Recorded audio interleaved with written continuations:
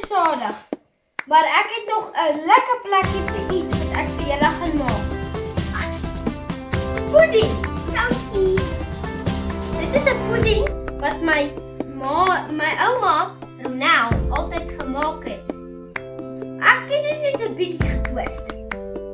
Ons het nou tennisbeskuitjies, maar my ouma doen dit soos Maries beskuitjies. Is een van die dinge wat ons gaan gebruik vir die pudding.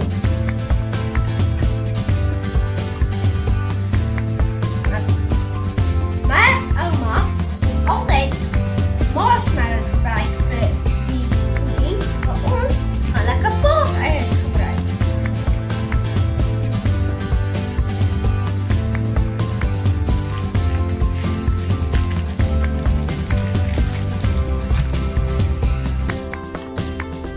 Nou sit ons elke proefie 'n paas.